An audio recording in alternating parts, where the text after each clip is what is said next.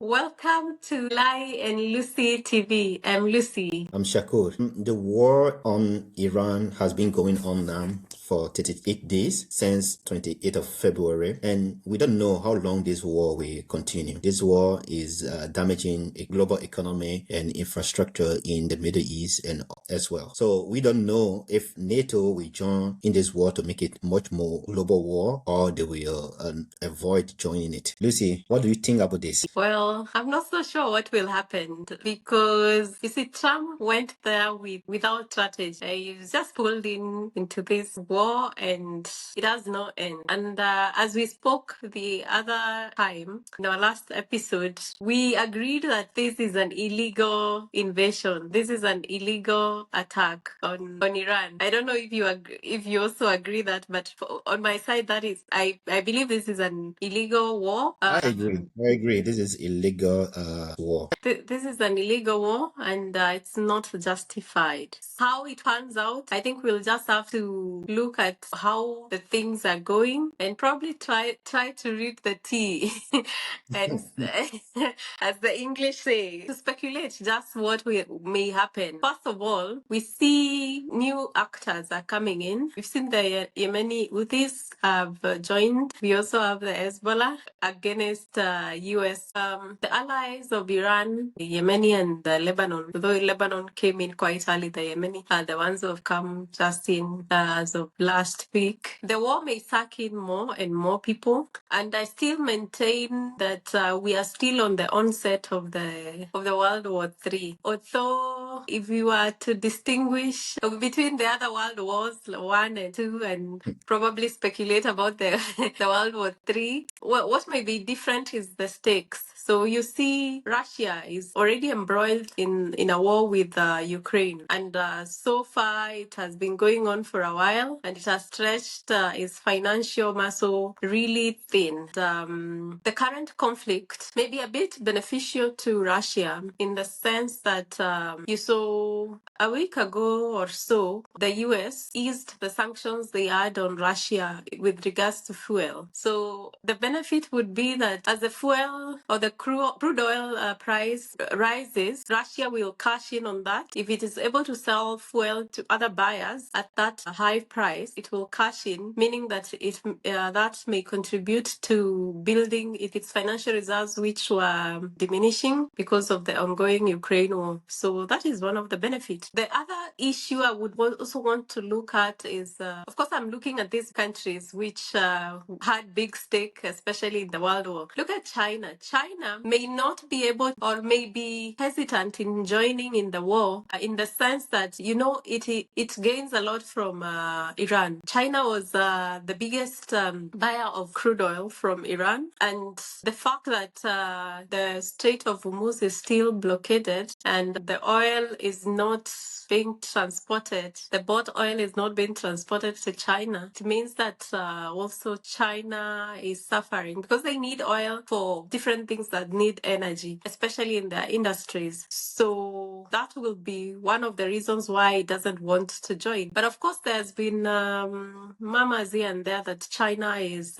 trading intelligence to Iran. It is giving geolocations of different assets of Israel as well as of US in Middle East so that Iran can do its precision targeting. Also, there's been murmurs that it is China who is supplying drones to Iran. And then also, still there is also murmurs going on that China is still benefiting from the oil. Even though there is blockade, there is somehow the oil is able to be smuggled out using the shadow ships and all that, or preferentially allowed to pass by the Iran without strike so that it can go to China. But all that is speculation, which is what we are doing. I don't know what you think about how it is unfolding and maybe my sentiments. No, I see the war is more than a regional war now because when we talk about regional war, so we will talk about the Gulf, and Yemen and Lebanon, Iran, Israel,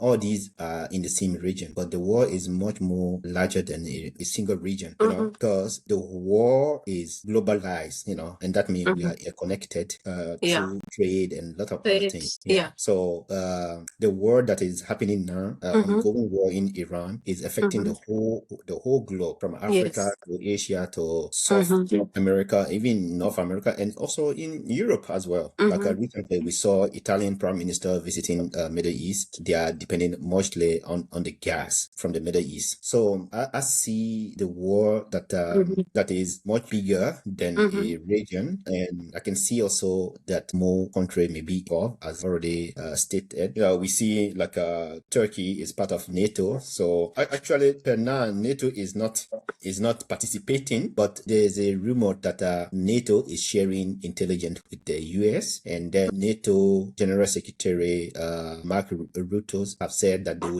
will not join in this war because it is not NATO war. We have been seeing that NATO is trying to protect its borders, its member state. So they have sovereign in Turkey and then in some Eastern European countries that are still in war with Russia. You know, they have surveillance in Romania, Baltic countries, even though they are not in the Middle East, but these areas are protecting the east flank from Russia. But in Turkey area, we see that NATO have brought some surveillance and intelligence in Konya base that is part of to survey Iran. So, but will that make a division into NATO? Will some NATO country be divided because some people want to join or others don't want to join? We have heard that Mark Rutte say this is not NATO war. We have seen that Spanish Prime Minister Pedro Sanchez putting limitation on US, that the US offensive capability must not be based in Spain. That the flight that air base that are in Spain that should not be used for offensive purposes. So they want that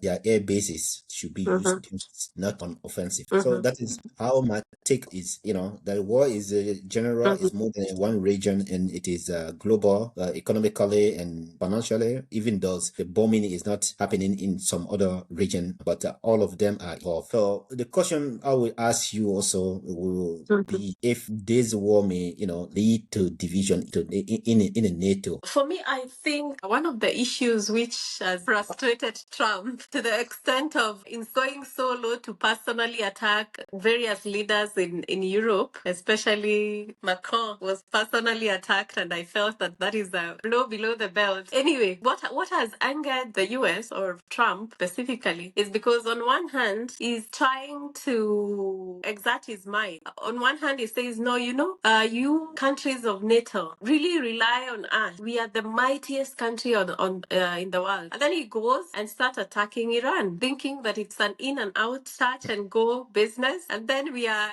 almost day 40. I think we are day 38 today, and the war is still going. No end in sight. He didn't have any strategy because he had been told by the PM of Israel that it's just quick business. We will go in and go out before people even wake up. We'll have finished the business. But the war is still going on and dragging everyone. So he comes back and says, no, NATO, now you should come and help us in this war. Show the collective obligation of defense. Help us. But then you know what NATO is saying? No. This is not our business. First, you went there because most of the nations or the countries of NATO believe this war is a clear violation of UN Charter. The other thing is that about Article 5 of the Mutual Defense Clause is constrained by Article 6, whereby the defense obligation of the member states of NATO for them to join in any retaliatory strike or to help its member state who has been attacked, the member state needs to be in Europe, North America, which is of course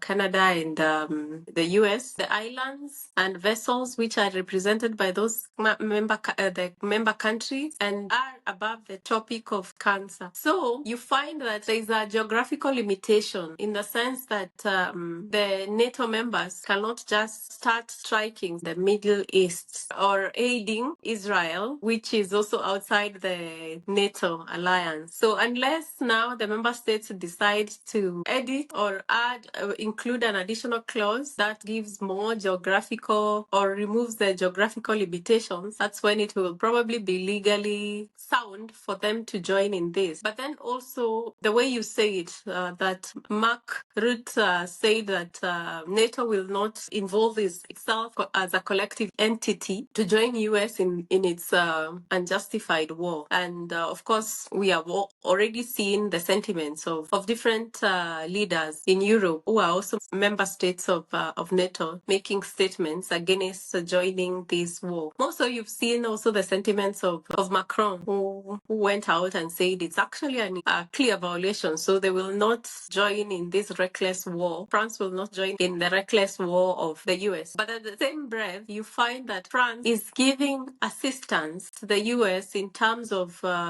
having their bases, which are in different places, used by the US. You find also the UK, even though some has expressed the same sentiments of not joining in the war, trying to stay clear of this unjustified war, they are also aiding. Initially, they had refused to clear the US military planes to use their bases, but eventually they agreed. But then, of course, you saw what happened to that base, which is in the Indian Ocean. Yes, the one that was attacked. That it was Iran sending a message to Europe as well as to NATO. You involve yourself in this, and then you will also be in this dance. Of course, it's not a dance; it's a warfare.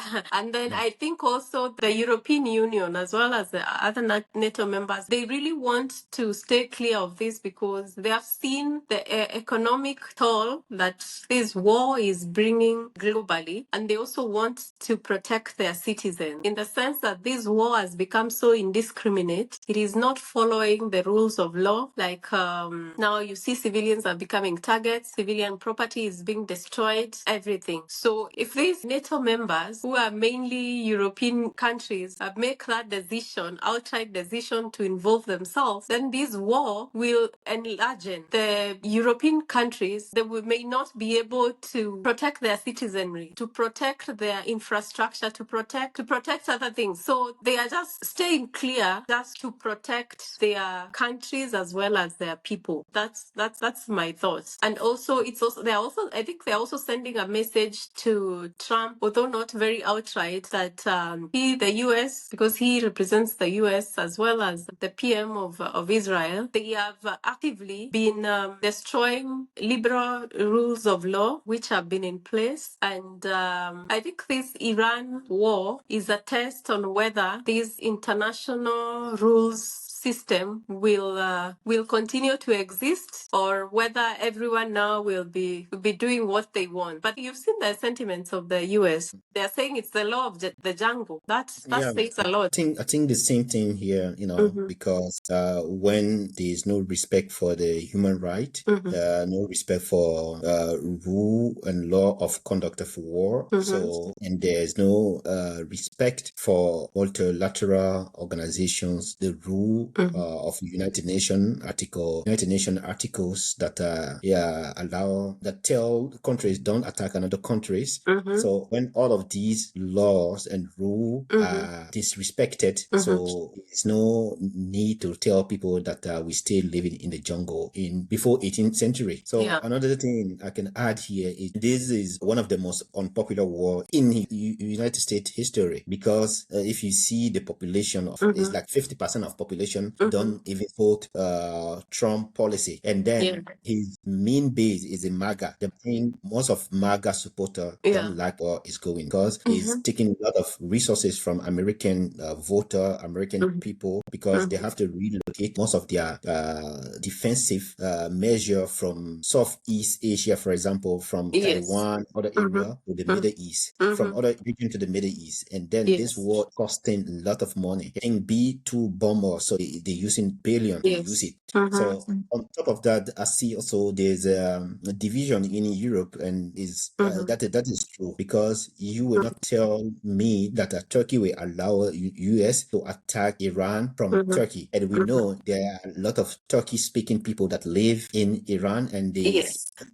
they share same culture and same language, and then you tell me that they will allow Turkey to use their bases and territory to attack Iran from there. And then you can see also some people can say that a ground offensive and that United States gave Peshmerga, the Kurd, the weapon to attack Iran, or giving weapon to Iranian Kurd to start. I think that can happen because we don't know Trump. Trump is changing from today. His policy is changing today, and how he feels. So he may do that, but what I would say, that will have a severe consequence, because Turkey don't want to see that, because there are a lot of minority Kurds are in Turkey are one of the largest minority in Turkey. So I think there are more than 20% Kurd live in Turkey. And if US support Iranian Kurd, so that will draw Turkey to war to support Iran, even if they are in the NATO, because Turkey will not allow that to happen, to create new Kurdistan in its territory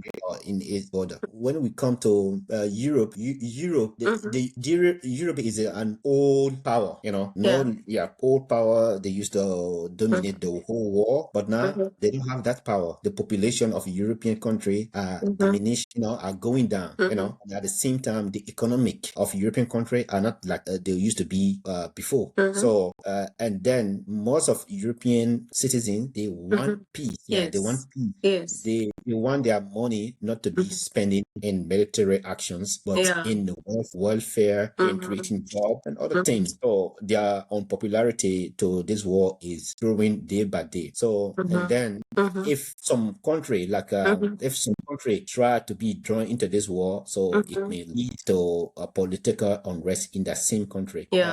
So we have been also hearing that countries like Gulf state, like Saudi Arabia and UAE, they don't want US to stop the war. So I think it's for their benefit that this war should stop now. Because if this war continue to go, so Qatar, UAE, Kuwait, most of these countries will be finishing, because their country are very small, and then one missile on one drone from Iran to their country will make a lot of damage. And then they are also depending on collaboration with Iran for their oil and fuel to pass through Strom around. Okay. And even water. Actually, most of them, it's the Gulf states use desalination plants. It's the Gulf states who use them. So I think their benefit is about cooperation, not a conflict. Yes. What you have said about Turkey, I believe Turkey has some vested interests. Anyway, whoever is joining in this war or wanting to join in the war always has the vested interest. Why am I saying this? Of course, you've brought about the issue of the population, which Iran shares with Turkey. Turkey and Iraq. Yes. So Turkey or President Erdogan has, I've seen sentiments him trying to offer himself as a peacemaker and stabilizer in this ongoing war, leveraging his relationship between the West, that is the US and Tehran. He wants to talk about it. But then we've also seen Pakistan has also offered, but I'm speaking now about Turkey. And I also saw recently that in recognition of this offering that Turkey wants to be involved in as a stabilizer and peacemaker or a mediator in the war, the US dropped some high-profile criminal case against Hulk Bank. So you see, why I'm saying now there is a vested interest is that by the act that the US is offering something, like offering to not prosecute a criminal case so that Turkey can be involved in the mediation, it shows you that there is no objectivity, in the sense that that the mediator will not be neutral. So really, it's all about vested interest. So Turkey offering itself as a mediator in this conflict means that it will not be neutral. We also see that it's also a member of NATO. At the outset of it all, if you apply all reasonableness, if it is mediating, it's going to outright side with the US and Israel against Iran. So it's just all about No, you know, interests. Yes. So no, yeah. no. What I see is just eating Mm-hmm. aspect. Mm-hmm. So I think even Mm-hmm. Oman or Turkey or Yes. Pakistan, so they Yes. are mediating, but I Yes. think they are facilitating, not mediating, because Yes. mediation should be it is Iran who will accept Yes. Mm-hmm. what we bring to them as an agreement. So Mm-hmm. Iranian, they know exactly what they want. We have heard that they are very tough when you are negotiating with them. So Mm-hmm. they know interest and they cannot allow their interest to go like that without taking something back. So as this war continue, Mm-hmm. Iran is in bigger. They are getting around bit of Hormuz, where 20% of global oil is passing. And then we should not forget about Mediterranean, Red Sea, for example. Red Sea, where 15% of oil also came through. Yes. So it's almost it's like 40% of global economic is depending on solving this war. So Mm-hmm. if Iranian are blockading Strait of Hormuz and then taking money like 2 million per ship that passing through, and then at the same time Yemeni Houthi are making problem in the Red Sea, so the global trade will become very difficult. None of us or none of these countries are getting these warfaring activities. Even US as well, because I was reading recently that gallon of petrol or fuel in the US was almost $5 from 3 to 5. Mm-hmm. So there's a huge difference. And then we see it through President Donald Trump. He is frustrated because, as you said, that he was just thinking that this was a quick mission and then finish. And now he have done what he could do. And still Iranians are refusing to accept that they are defeated. And before the war, the Strait of Hormuz was open, but now it's closed. And he threatened them to open it within 48 hours or to Tuesday if they don't open it. So he will Bomb them to Stone Age. Anyway, at the moment, how I see things, Iran as they are banned, and as you've said that with the entrance of the Yemeni Houthis, who are destabilizing also the Red Sea area, and if you look at the strategic attacks on these countries, on these other countries of the GCC, you will see it's on those key infrastructure or key things that relates to oil and the